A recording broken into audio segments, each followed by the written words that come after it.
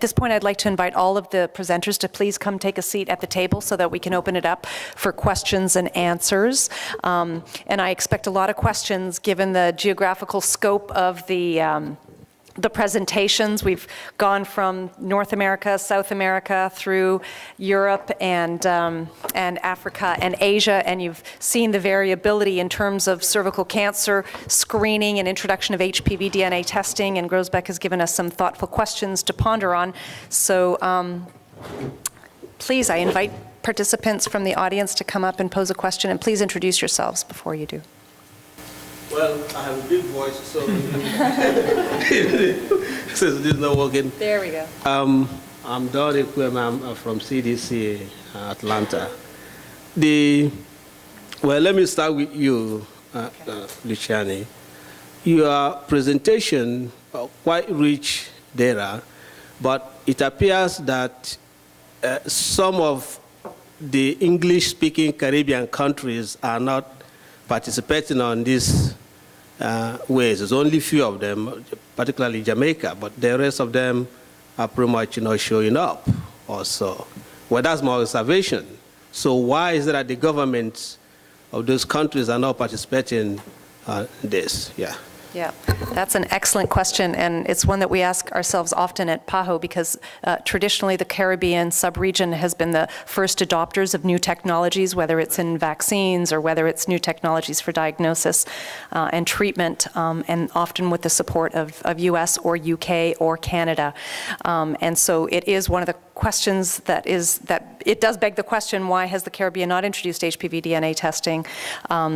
Especially on a wide scale. And I would say that there is a strong affiliation with cytology screening in the Caribbean and in Latin America in general.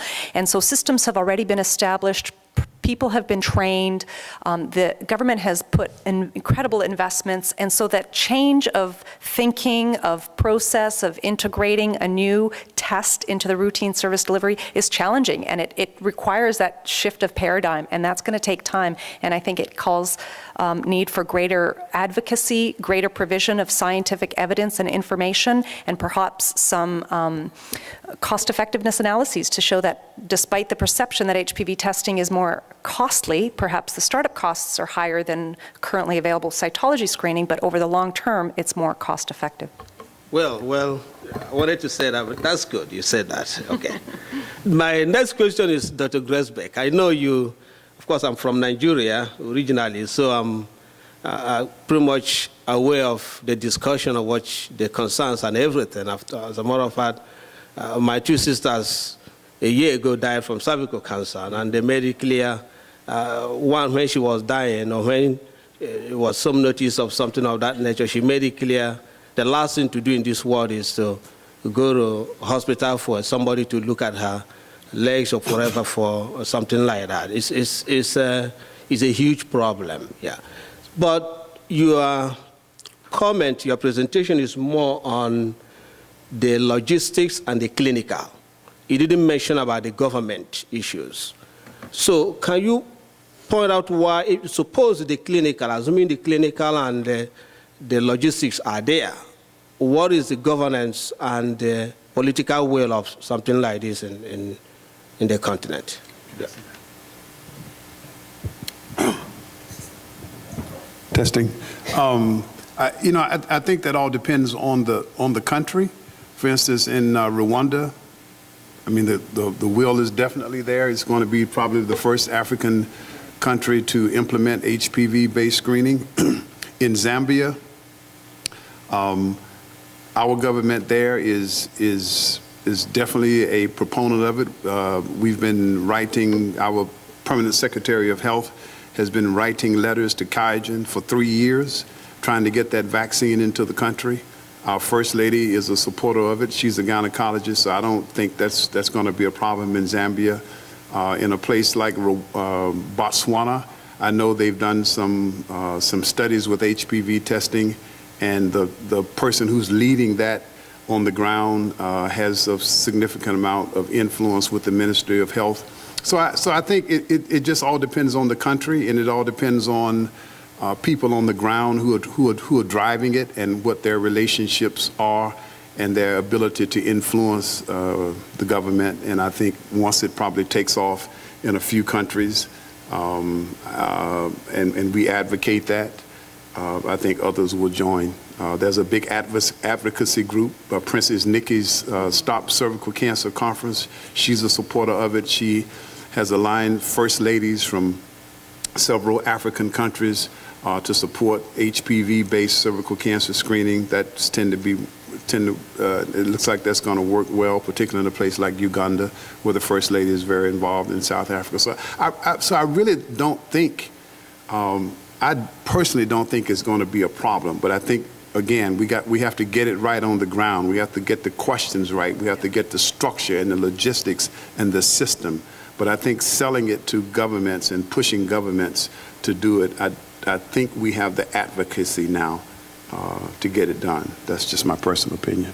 Good. Yes, next question, please. Elizabeth Vedepas, Karolinska Institutet. My question is, Professor Qiao, once HPV test is implemented in China, in the rural areas, if the woman tests positive, have you developed the guidelines how to do it to confirm diagnosis? Thank you. Our current plan is to do the carrier HPV screening as primary screening, followed by the VI. And because in China, they don't allow you do the screening and the treat. You have to do the diagnosis part. So we do the primary screening by the HPV, then VI, then go to biopsy, colposcopy, then get the diagnosis, then the treatment. We don't have the problem to bring the people back because we have very good assistant. And but the only thing is huge population burden. The government want to save the money. If your cost is not so expensive, they will support you. Are there any other questions or comments from the audience?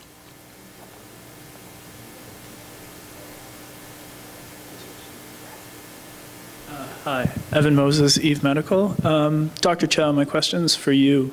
I saw in the hybrid capture studies you had sensitivity for both physician-collected samples and self-collected samples. And I was wondering if you had that data for the carrier HPV studies as well, and whether there was a similar decrement in self-sampling versus physician-collected samples with those. Yes, we do. We do have the data in the carrier HPV. The table maybe I shows too fast. That is the paper we published in Nature Oncology. So we also have this doctor sampling and also the patient self-sampling too. And the new study now, and the data is not published yet. It's just I think shown by Jose Geronimo. So we call it Start Up the project. That is the data. I think Phil Caso and Jose will show that to you. This is more and the data show you self-sampling and the similar result has the doctor sampling and for the carrier HPV and the hybrid capture both. Thanks. Good. Other questions? We've got a quiet audience. I know it's that postprandial. Silvana, let me ask a question to Groesbeck here. Now, you mentioned, this is a very provocative statement that you had on prophylactic cryo for HPV positive women. And of course, I mean, Paul Blumenthal seems to be a proponent of that, or at least he wants to be provocative just as well. And in fact, we wanted him to be also in this panel. Can you elaborate more in terms of what sort of barriers you would see as this making a difference in most of sub-Saharan Africa? Barriers in that making a difference, or being able to do it. I think what we'd have to do is really put forth is really talk about and put forth this what's the word? Highlight the significance of this disease what the real burden probably really is on the continent of Africa. I think it is probably underestimated times 10. You know, when you move around the continent and just talk to people, everybody knows somebody who has died of cervical cancer. Just like he got up, I guarantee you, if there's someone else in here from the continent of Africa, either somebody in their family or their neighbor, I mean, most people who die from this disease never make it into the hospital. They're dying in the villages. They're dying in the compounds. It's a silent tragedy. They're dying in these barrios and ghettos, and they're ashamed. Women self-stigmatize when they start bleeding and having foul discharge. There's this whole thing associated with bleeding that's sometimes linked to a belief in witchcraft, or that you led some type of life that's not ethical and upstanding. So again, I think a large percentage of women self-stigmatize. We did a survey of about 1,100 women around one of our clinics who had never accessed screening. And the question was, you know, why haven't you, and what do you think cervical cancer is? And the number one answer was, I think cervical cancer is a disease that's due to witchcraft. And the reason I don't want to go is, I'm serious. The reason I don't want to go to get screened, because I don't want people to find out that I may have, you know, had some association with that thing called witchcraft. And so, so I think we have to really make people understand how many lives are being lost to this disease, lives of young women, and the economic burden. I don't think people really, we have not yet put a real face on cervical cancer like we did on HIV. We have not done it. When I say cervical cancer in Africa, you know, it doesn't move you. But I think if we really dig into the data, for instance, if you talk to Cindy Fernhaber down in South Africa, they see 30 new cases of invasive cervical cancer a day in their radiation therapy center. We see 10 to 15 in Zambia. I mean, these numbers are not recorded.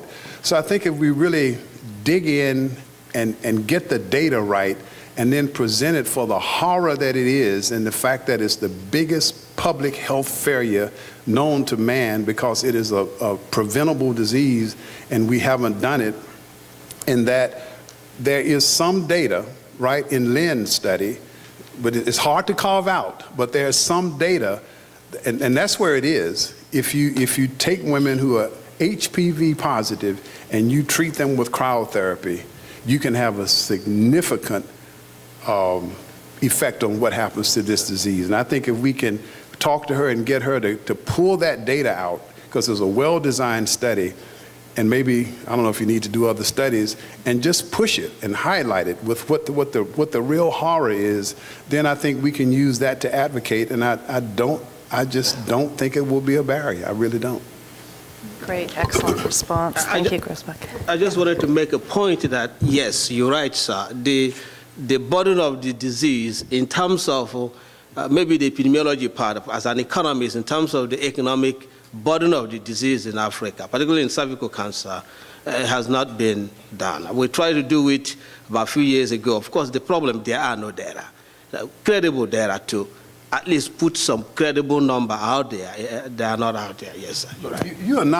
You're not gonna solve the problem of cervical cancer in Africa, even with, you know, HPV DNA screening, cryotherapy. And you got to do something different. You got to take this to another place, another level. And as I said, I think the great thing about this test, the secret to this test, is that it can identify women who only have a molecular form of the disease. And I think there's data that will respond to cryotherapy. I think that's where the secret is. And we have to, you know, because once she has dysplasia, particularly she's HIV positive, yeah, you've lost the game. Okay, but you have to ask Lynn to call out the data because it's ethically not possible. Am I correct? How can one ethically promote cryotherapy on all HPV positive women? I'm telling you, that data is embedded in her study. When those patients were enrolled into the study, they first had clinical exams and VIA to remove patients who had obvious cancers or who were cryotherapy ineligible. The patients who were left, who were put into the HPV cryo and the VIA cryo, they were randomized, were patients who had either small lesions that were cryotherapy eligible, or in that HPV group were HPV positive with no lesion. I'm telling you, they are there. You just have to get her to pull it out. But, and specifically, cryotherapy for HIV positive women, isn't there a lot of discussion and controversy about cryotherapy and increasing infectivity? I was in the DSMB for Lynn's study. This was a concern in the original phase of the study in data safety monitoring, but it was not at the end. It turned out that there was not. It turned out not to be a problem. Particularly in light of the fact of the data that HPV can put women at risk for HIV infection. All that data needs to be pulled together.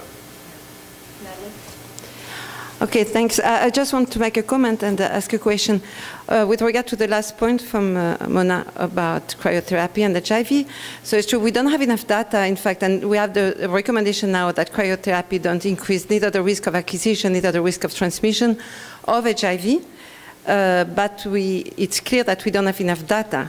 So Groesbeck, from what you recommended, and I wonder if you look at that in your study, but even if you don't show at all any transmission or any risk with HIV, I think that if you have a recommendation saying that you can do cryotherapy on any HPV positive woman, what? No, that's not what you say. Age, she'd have to be a HPV positive. Okay, all right. No, I'm just saying, if you do cryotherapy on every woman that tests positive for HPV, then when you're in a high HIV prevalence country, you may see completely different. You take a risk. In fact, we don't know the risk. We don't have that much idea, and I think we need to be. We need to know a little bit more about the relationship and about also how counseling is put into practice on using condom after cryotherapy. So these are all the things we need to be very careful before having such recommendations.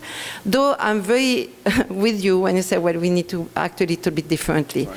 But that's where we've got a gray area. We are confident at the moment that it doesn't increase any risk, but in fact the data are very weak.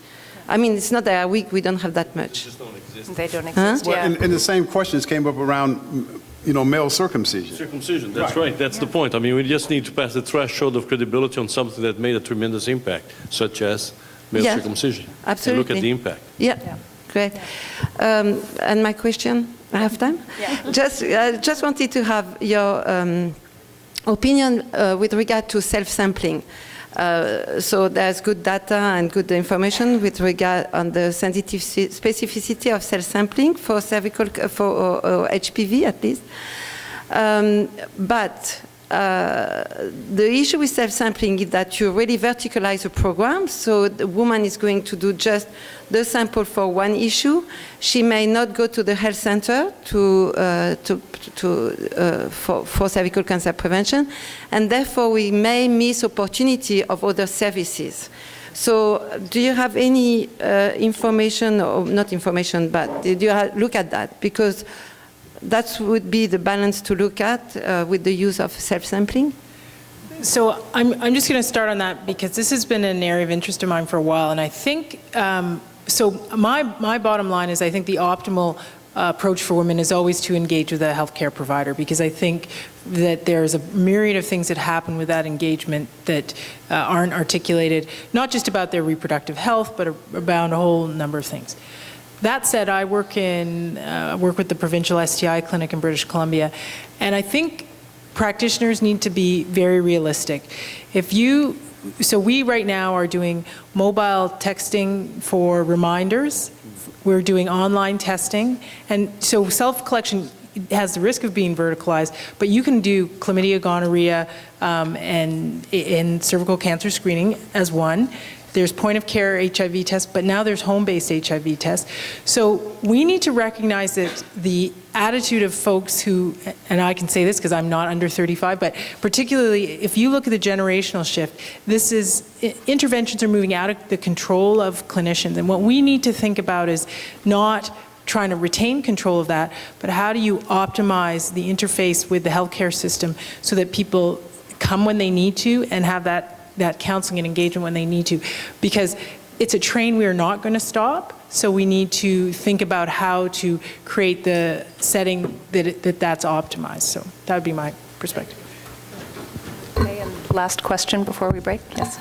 It's sort of a follow-up comment to the questions that were raised about prophylactic cryotherapy. I just wanted to highlight, and make the audience aware of a trial that we are conducting currently. It's a NIAID-funded AIDS clinical trials group ACTG trial, A5282. Dr. Parham is one of the collaborators, consultants on it. So is Dr. Mulini Monamuntu on it. It's a trial comparing HPV test and treat strategy against a conventional cytology leap. The current paradigm in the most controlled fashion, because obviously it's an important issue, and we are obviously going to do a biopsy, so it's not really replicating the real world, but we are still trying to, do a phase 2A type of a study to prove that HPV test and treat does decrease the cumulative prevalence of CIN2 over a 2.5-year period. So maybe, an HPV in the 2015 meeting or so, I hope we'll have some data on that. That's fantastic. Yeah, very good. Thank you. And I think on that note, I'd like to close the session and thank all the speakers for their wonderful, thought-provoking talks. Thank you.